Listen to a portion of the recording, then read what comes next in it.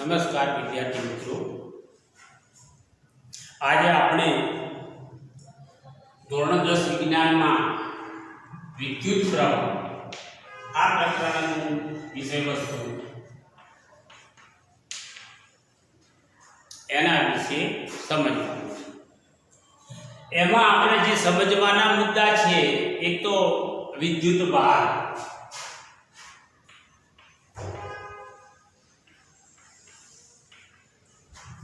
विद्युत प्रवाह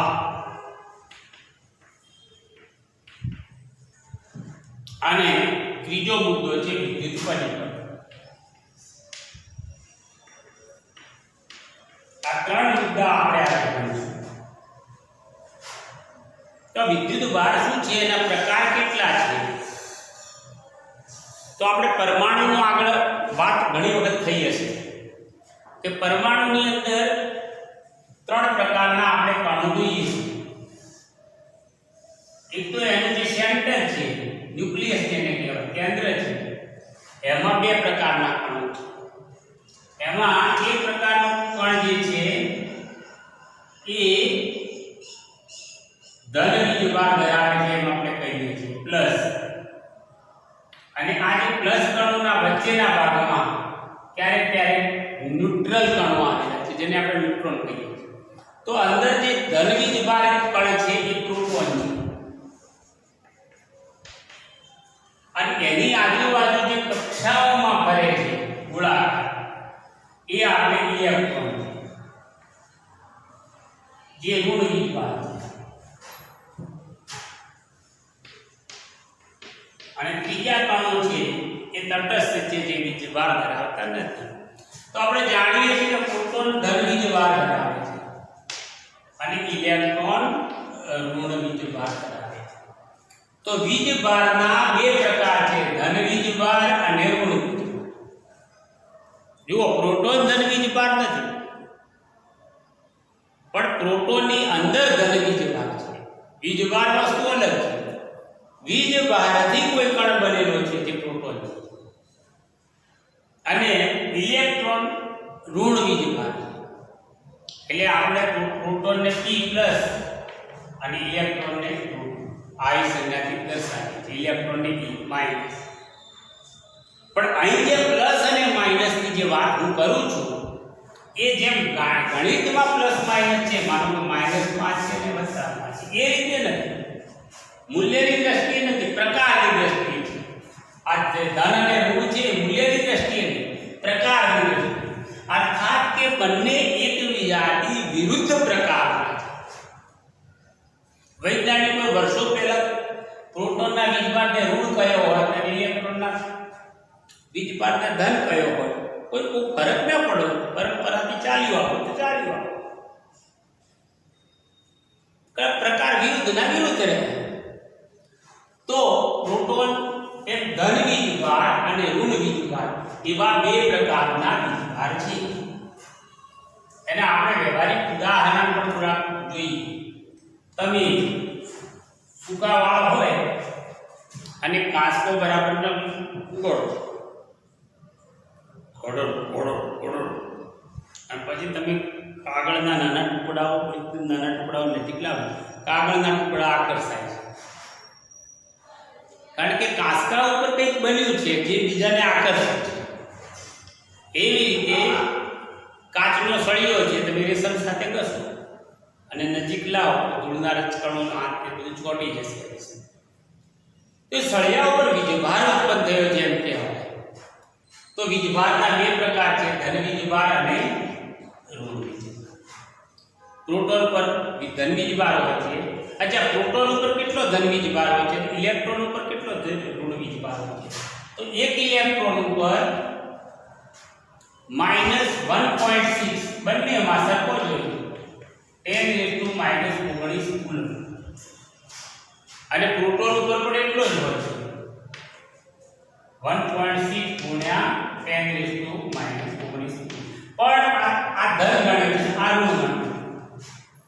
તો ઇલેક્ટ્રોન ઉપર જેટલો વીજભાર હોય એટલો જ પ્રોટોન ઉપર વીજભાર છે, પણ પ્રોટોનના વીજભારને આપણે ધન ગણ્યો અને ઇલેક્ટ્રોનના વીજભારને ઋણ કર્યું, બંને સમાન। બંનેના વીજભારનું મૂલ્ય સમાન. હવે ત્રીજી એક વાત મેં કહી છે કે એનો એકમ કુલમ લખ્યો છે, જેની સંજ્ઞા સી વડે મેં દર્શાવી છે. કુલમ કુલમ કુલમ કુલમ એ વૈજ્ઞાનિકના નામ ઉપરથી છે. કુલમ એનો એકમ છે. તો હવે વીજભાર એટલે વીજભારની સંજ્ઞા છે. તો વીજભારની સંજ્ઞા આપણે ક્યુ આપે. વીજભાર માટેની સંજ્ઞા છે ક્યુ. વીજભારની સંજ્ઞા છે ક્યુ, એકમ છે કુલમ. કુલમ પણ કહે છે કુલમ કુલમ, અને એની એકમની સંજ્ઞા છે સી. વીજભાર પ્રોટોન અને ઇલેક્ટ્રોનના વીજભાર પણ મેં દર્શાવી દીધા છે. તો આ થઈ આપણે વીજભારની વાત. બરાબર, વીજભારની વાત. હવે આપણે વિદ્યુત પ્રવાહની વાત કરીએ સાથે સાથે, બધી વાત સાથે સાથે કરીશું. વિદ્યુત પ્રવાહ. હવે જુઓ, જ્યારે પ્રવાહ શબ્દ આવે, પ્રવાહ, કરંટ, વિદ્યુત પ્રવાહ. પ્રવાહ શબ્દ સાંભળ્યો છે ને, પાણીનો પ્રવાહ, નદીનો પ્રવાહ. ખાસ કરીને પાણી સાથે આ શબ્દ વધારે વપરાય. નદી આમ ઢાળ ઉપરથી ગબડતી જતી હોય, અથવા ચોમાસામાં નદીમાં પૂર આવે એટલે આપણે અંદર ઓળંગી હોય તો હિંમત ના કરીએ. લોકો શું કહે છે કે ભાઈ પ્રવાહ બહુ વધારે છે. પ્રવાહ વધારે છે એટલે તમે પાણી ઊંડું હોય, પ્રવાહ વધારે હોય એટલે ખેંચીને લઈ જાય. માણસ અંદર ઉતરવાની હિંમત ના કરે. અને પ્રવાહ ધીમો હોય તો અંદર ઉતરીને આરામથી જતો રહેશે. તો પ્રવાહ પ્રેશર કરે છે. પ્રવાહમાં પણ એક બળ છે, તાકાત છે. બરાબર, એટલે પ્રવાહ ધીમો હોય તો એની તાકાત ઓછી હોય તો આપણે આરામથી નદી પાર કરી શકીએ. પ્રવાહ વધારે હોય તો તાકાત પણ વધારે હોય તો આપણે નુકસાન ઉઠાવવા તૈયાર નથી, જોખમ ઉઠાવવા તૈયાર નથી. કારણ કે ખબર છે કે પાણી ખેંચી જશે, જીવન જોખમમાં મુકાઈ જશે. તો પ્રવાહ શબ્દ આમાં પણ તમે બરાબર સમજી લો કે જેવી રીતે પાણીનો પ્રવાહ છે એવી રીતે વિદ્યુતનો પણ પ્રવાહ સંભવ છે. અને પાણીનો પ્રવાહ કેવી રીતે ઉદ્ભવે છે, જો એ સમજાઈ જાય તો વિદ્યુતનો પ્રવાહ કેવી રીતે ઉદ્ભવે છે એ સમજાય. તો પહેલા હજુ આપણે વીજભાર તરફ. માનો કે એક ધાતુનો આડછેદ છે.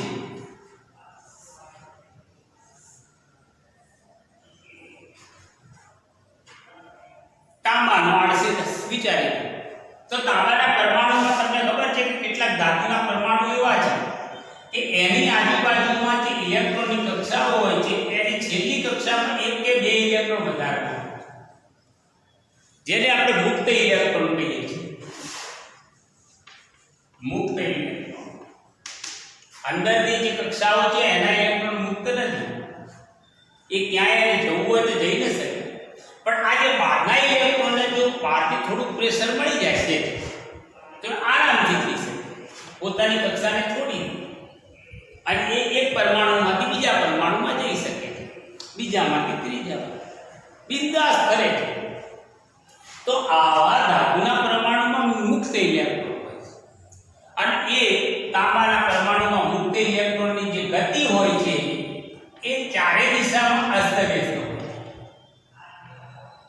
કોઈ આમ જતો હોય, કોઈ આમ જતો હોય. તમે મેળો જોયો છે? હમણાં તો મેળા બંધ છે લોકો આ કોરોનાના કારણે. પણ મેળામાં લોકો કોઈ આમ જતા હશે, કોઈ આમ જતા હશે, કોઈ આમ જતા હશે. બજારમાં ભીડ હોય એટલે લોકોની ગતિ અસ્તવ્યસ્ત. પણ કોઈ સરઘસ નીકળ્યું હોય તો શાળાના બાળકો કોઈ જાદુ જોવા જતા હોય લાઈનમાં તો આમ પ્રવાહની જેમ લાગે. કીડીઓની લાઈન હોય તો પ્રવાહની જેમ લાગે. બાકી લોકોની ભીડ હોય, કોઈ ફંક્શન હોય ને તો ખાલી ભીડ જ હોય, જમણવાળાની ભીડ જ હોય તો કોઈ આમ થાળી લઈને જતો, કોઈ આમ જતો. એવી રીતે અસ્તવ્યસ્ત ઇલેક્ટ્રોનની ગતિ છે. હવે અહીં પ્રવાહ તો છે પણ પરિણામી પ્રવાહનું મૂલ્ય શૂન્ય થાય છે. કારણ કે જેટલા ઇલેક્ટ્રોન આ બાજુ જાય છે સંભવતઃ એટલા આ બાજુ પણ જાય છે, જેટલા આમ જાય છે એટલા આમ પણ જાય છે. એટલે પરિણામી ટોટલ પ્રવાહનું મૂલ્ય જો ધક્કો મળવો જોઈએ એ ધક્કો નથી મળતો, પ્રવાહનું મૂલ્ય શૂન્ય થઈ જાય છે. પરિણામી પ્રવાહ એ પ્રેશર મળવું જોઈએ એક બાજુથી એ ના મળે. માનો કે એક માણસ છે એટલે બધા ધક્કો આપશે તો એના પર પ્રેશર આવશે, પણ એ માણસને ગુનો કર્યો છે એમાં બે જણા ધક્કો આપે, બે જણા એની વારમાં આવે તો એને બળ વધે, તો એ બહુ વિચલિત નહીં થાય.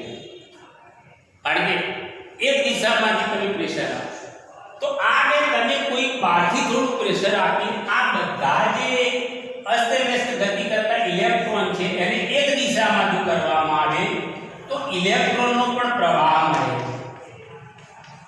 અને એને આપણે વિદ્યુત પ્રવાહ કહીએ છીએ. તો વિદ્યુત ભાગો જ્યારે ગતિ કરે છે ત્યારે વિદ્યુત પ્રવાહ બને. વિદ્યુત ભાગની ગતિને લીધે વિદ્યુતનો પ્રવાહ થાય. તો આ પ્રવાહ રચવા માટે એ પરમાણુમાં રહેલા મુક્ત ઇલેક્ટ્રોન જવાબદાર છે. અને પ્રવાહ એક બાજુથી રચાય તો આ બાજુ જે વસ્તુ છે એને પ્રેશર લાગશે, ધક્કો લાગશે. તો હવે આ પ્રવાહ રચાતો હશે કેવી રીતે? તો આપણે પાણીના ઉદાહરણથી લઈએ. માનો કે અહીં બે બીકર લઈએ આપણે, સાદી સિમ્પલ પદ્ધતિ લઈએ અને બંને સમાન ઊંચાઈએ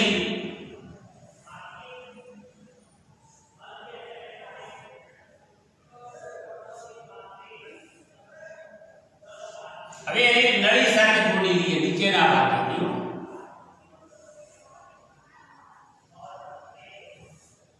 નીચેના ભાગેથી નળી સાથે જોડેલું છે, નળી ખુલ્લી છે બંને અને પાણી બંનેમાં સરખું ભરેલું છે. પાણીની ઊંચાઈ પણ બની અને બંનેને એક સમાન ઊંચાઈએ મૂકેલા છે, ટેબલ ઉપર, એક જ ટેબલ ઉપર મૂકેલા છે, નળીથી જોડેલા છે. આખું એક જ પાત્ર છે એમ સમજવાનું. તો એ પાત્રના આ ભાગમાં બીકરની આ ભાગમાં પાણી અહીં સુધી છે અને આમાં પણ અહીં સુધી, બંનેમાં પાત્રમાં સરખું પાણી છે. તો આની અંદર કોઈ પ્રવાહ નહીં રચાય, આ નળીની અંદર પાણીનો કોઈ પ્રવાહ નહીં રચાય આ બાજુથી કે આ બાજુ, કારણ કે પાણીની ઊંચાઈ સમાન છે. એટલે પાણીનું જે ઊંચાઈનું દબાણ લાગવું જોઈએ કોઈ જગ્યાએથી લાગતું નથી, બંને બાજુ સરખું લાગે. એટલે પાણીના જેટલા અણુ આમ જતા હશે એટલા જ અણુ આમ જતા હશે, એટલે ટોટલ પરિણામી પ્રવાહ શૂન્ય રહે. પણ હવે સમજી લઈએ કે આ પાત્રને આપણે ખાલી રાખીએ અથવા બહુ નીચેના સુધી પાણી રાખો. ચલો અહીં અને આ પાત્રમાં તમે ઝડપથી પાણી ભરીને છે ઉપરની સપાટી અને નળીથી જોડેલું છે. આમાં 10 સેન્ટીમીટર જેટલી ઊંચાઈએ પાણી અને આમાં 4 સેન્ટીમીટરની ઊંચાઈ પાણીની ઊંચાઈ અને વચ્ચે એક ચકલી જેવું કામ છે, કોકરા અત્યારે બંધ છે તો પ્રવાહ નહીં. પણ હવે તમે એને ખુલ્લી કરી નાખો આ નળીને ગમાવી તો તરત જ તમે જોજો આનું પાણી નીચે ઉતરતું જશે, આનું પાણી ઊંચું જશે. જ્યાં સુધી બંનેની સપાટી સમાન નહીં થાય ત્યાં સુધી પ્રવાહ દેખાશે નહીં. પણ હવે પાણી ખુલ્લું થયું નીચે ઉતરતું જશે, આ ઉપર ઉતરતું જશે. એનો અર્થ શું થયો કે આમાંથી પાણી આમાં જઈ રહ્યું છે તો ચોક્કસપણે આ નળીમાં પાણી આમથી આમ ગતિ કરી રહ્યું છે. તો આમાં આ નળીની અંદર પાણીનો પ્રવાહ રચાશે અને પ્રવાહ રચાવાનું મૂળ કારણ છે પાણી ઉપર લાગતું પ્રેશર, દબાણ. આ વધુ ઊંચાઈના કારણે ગુરુત્વાકર્ષણનું દબાણ આના ઉપર વધુ લાગે છે. આ ઓછી ઊંચાઈ છે, આના ઉપર પાણીનું દબાણ ઓછું છે.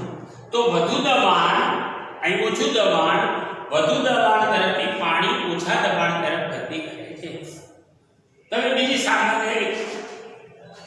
સાંકડી નળી છે એમ સમજી લો અને સમસ્થિતિ છે, અંદર થોડું પાણી બી ભરેલું છે અને એકદમ સમસ્થિતિ લેવલમાં છે. સાંકડી છે એટલે થોડું પાણી અંદર ભરેલું છે, પણ એને એક છેડાને ઊંચો કરશો તો નળીમાંથી તરત પાણી નીકળશે. આપણા ઘરની પાણીની નળીઓ છે, વચ્ચેથી તમે ઊંચી કરશો એટલે બીજા છેડેથી પાણી નીકળશે. કેમ? ઊંચાઈનો તફાવત. તમારે બીજું ઉદાહરણ એવું હોય તો અહીં તમે સાગર બનાવી શકો અને અહીં નીચે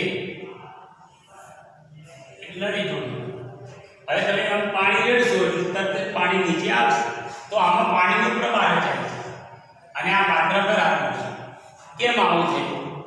તો પાણી ઊંચાઈ છે, આ ઊંચાઈ છે એટલે અહીં વધુ દબાણ છે પાણીનું, અહીં ઓછું દબાણ છે, તો વધારે દબાણ તરફથી પાણી ઓછા દબાણ તરફ ગતિ કરે. તો આ રીતે પાણીના પ્રવાહો રચાય.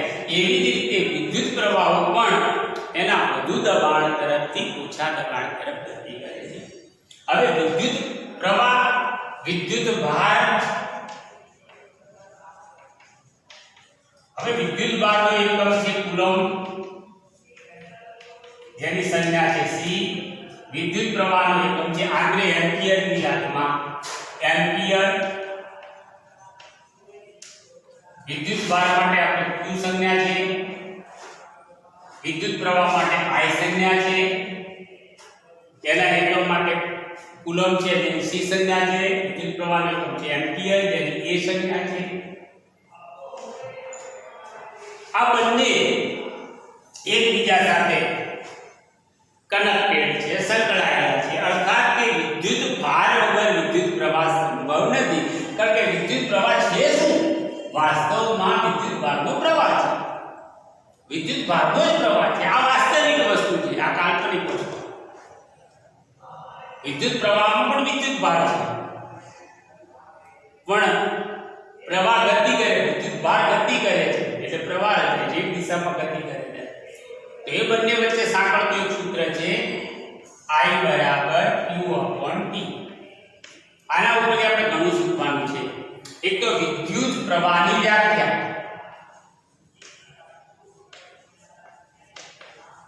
વિદ્યુત પ્રવાહ. ચલો હવે I અને Q સરખા ક્યારે થાય? માનો કે અહીં હું લખું છું x બરાબર 5/y.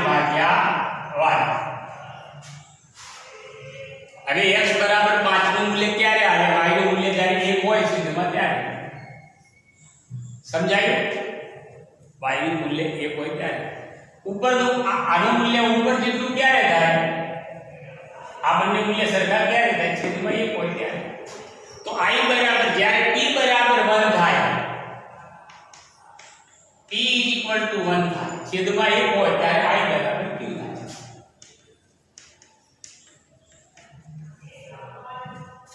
તો t બરાબર 1, t એટલે સમય, સમય એનો એકમ છે સેકન્ડ, એકમ છે સેકન્ડ.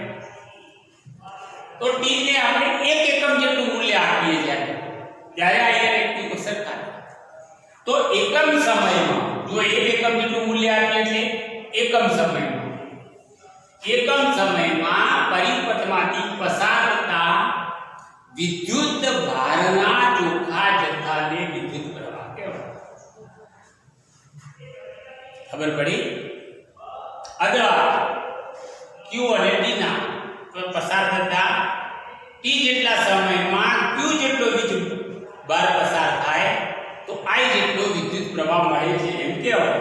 પણ આપણે અહીં વ્યાખ્યાના સંદર્ભમાં, એકમના સંદર્ભમાં, કે વિદ્યુત પ્રવાહનો એકમ એમ્પિયર છે. જો વિદ્યુત પ્રવાહની વ્યાખ્યા તો સિમ્પલ છે કે t જેટલા સમયમાં જો q જેટલો વિદ્યુત પ્રવાહ પસાર થતો હોય તો પરિપથમાંથી I વીજ પ્રવાહ વહે છે એમ કહેવાય.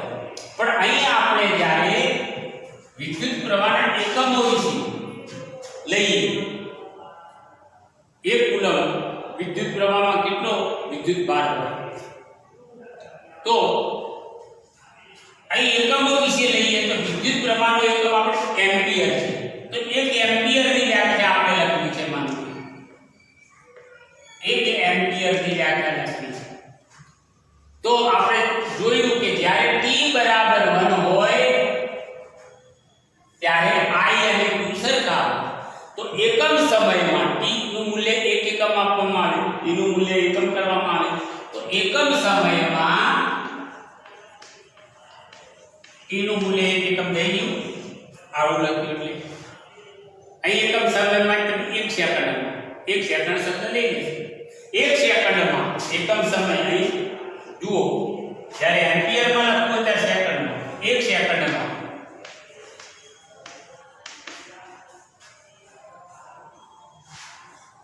શું જ્યારે એકનું મૂલ્ય આયન એકલું છે ત્યારે વાહકમાંથી પસાર થતા આ શું જે કીધું વાહકમાંથી પસાર થતો વિદ્યુતભારનો જથ્થો વાહકમાંથી પસાર થતા વિદ્યુતભારના ચોખ્ખા જથ્થાને चलो आटली बात आई गई एकम समय में वाहकमांथी पसार थता विद्युतभाરના ચોખ્ખા જથ્થાને 1 એમ્પિયર કહેવાય 1 એમ્પિયર ચોખ્ખા જથ્થાને કારણે વહેતા વિદ્યુત પ્રવાહને 1 એમ્પિયર વિદ્યુત પ્રવાહ કહેવાય। હવે સીધી સાદી વ્યાખ્યા દીધી કે વાહકમાંથી જો 1 સેકન્ડમાં 1 કુલોમ્બ જેટલો વિદ્યુત પ્રવાહ 1 સેકન્ડમાં જુઓ I બરાબર 1 મૂલ્ય કરવું હોય તો ઉપરનું મૂલ્ય પણ 1 લઈ લો નીચેનું મૂલ્ય પણ 1 લઈ લો એટલે I બરાબર 1 થાય। તો આનું મૂલ્ય જ્યારે 1 લઈ લેશો આનું મૂલ્ય 1 લઈ લેશો ત્યારે 1/1 બરાબર I બરાબર 1 એમ્પિયર 1 કુલોમ્બ T बराबर 1 सेकंड। चलो હવે વ્યાખ્યા સરળ છે વાહકમાંથી જો 1 સેકન્ડમાંથી વાહકના કોઈ બિંદુ આગળ માનો કે અહીં બિંદુથી અહીં તમે માપો વાહકના કોઈ આડછેદના બિંદુ જો 1 સેકન્ડમાં 1 કુલોમ્બ જેટલો વિદ્યુત પ્રવાહ પસાર થતો હોય તો તે વાહકમાંથી પસાર થતો વિદ્યુત પ્રવાહ 1 એમ્પિયર છે કહેવાય। બરાબર ઓકે ચલો ફરીથી એક વાર ફરી રિપીટ કરો વાહકના કોઈ બિંદુ આગળ જો 1 સેકન્ડમાં 1 કુલોમ્બ જેટલો વિદ્યુતભાર પસાર થતો હોય તો એ વાહકમાં પસાર થતો વિદ્યુત પ્રવાહ 1 એમ્પિયર છે એમ કહેવાય। તો આ થયો 1 એમ્પિયરની વ્યાખ્યા એમ્પિયર એ વિદ્યુત પ્રવાહનો એકમ છે। હવે એમ્પિયરની નાના એકમો પણ છે એમ્પિયરની નાના એકમ નાના માટે આપણે શબ્દ વાપરીએ છીએ માઇક્રો વાપરીએ છીએ પછી મિલી વાપરીએ છીએ તો પહેલો એમ્પિયર સૌથી મોટો છે બરાબર પછી મિલી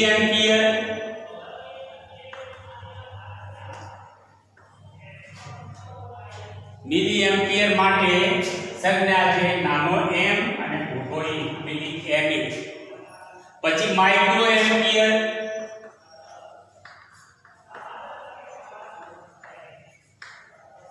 એની સંજ્ઞા છે મ્યુ e। હવે આ બધું સાથે 10⁻³ ઘાતનો સંબંધ છે।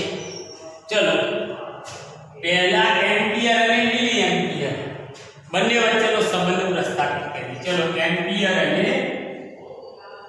મિલી એમ્પિયર આ બંને વચ્ચેનો સંબંધ પ્રસ્થાપિત કરવો છે। બે સરખા ક્યારે થાય તો આ મોટો છે આ નાનો છે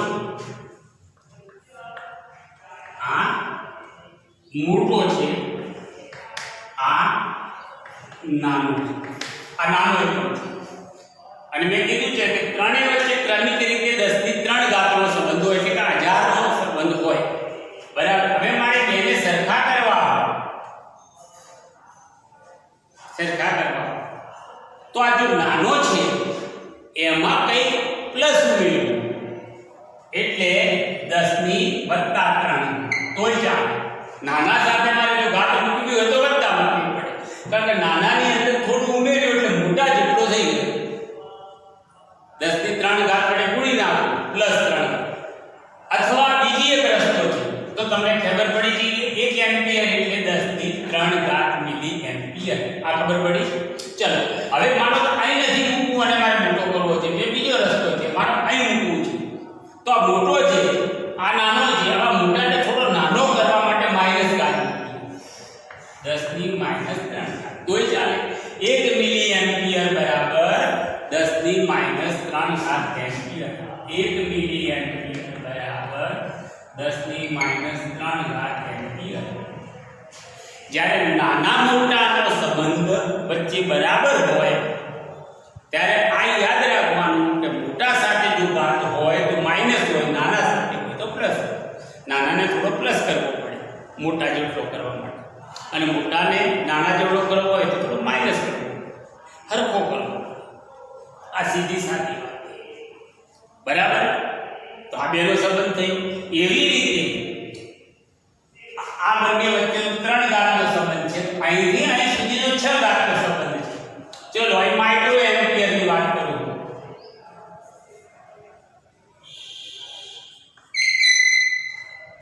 બરાબર। તો અહીંથી અહીં સુધી 6 ઘાતનો સંબંધ, આની સાથે 3 ઘાતનો, આની સાથે 3 ઘાતનો, એટલે ટોટલ 6 ઘાત। ખ્યાલ આવી ગયો? જો આ તમે બહુ ઈઝી યાદ રહેવું છે। આની સાથે 3 ઘાતનો, અહીંથી અહીં 3 ઘાતનો, એટલે જે અહીંથી અહીં કૂદકો મારવો હોય તો 6 ઘાત। ચલો હવે આ નાના મોટાને હરખા કરવા માટે નાનો મોટો છે, નાના જેવડો કરવો હોય તો માઈનસ મૂકવું પડે 10⁻⁻6। અને આ બાજુ નામ મૂક્યું હોય, તમારે આ બાજુ ઘાત મૂકવી હોય તો નાનાને થોડો પ્લસ કરવો પડે એટલે 10⁻+6। 1 એમ્પિયર બરાબર 10⁶ માઇક્રો એમ્પિયર। 1 માઇક્રો એમ્પિયર બરાબર 10⁻⁻6 એમ્પિયર। તો 1 માઇક્રો એમ્પિયર બરાબર 10⁻⁻6 બરાબર। ફરી પાછો આ બંને વચ્ચેનો સંબંધ, હવે આ બંને વચ્ચેનો સંબંધ મિલી અને માઇક્રો વચ્ચેનો સંબંધ, તો પાછો 3 ઘાતનો રહ્યો। તો મિલી એમ્પિયર અને માઇક્રો એમ્પિયર, તો માઇક્રો એટલે નાનો અને મિલી એટલે, હવે મારે બેને હરખા કરવા હોય તો શું કરવું પડે? તો આ નાનો છે એટલે પ્લસ ઘાત મૂકો, મોટો છે તો માઈનસ ઘાત મૂકો। તો 1 માઇક્રો એમ્પિયર બરાબર 10⁻³ મિલી એમ્પિયર। તો આ રીતે તમને બહુ સરળતાથી એના એકમો વચ્ચેના સંબંધો યાદ રહી જશે। તો હવે આપણે એના પછીના પીરિયડની અંદર વિદ્યુત સ્થિતિમાનના તફાવત વિશે વાત કરીશું। ધન્યવાદ।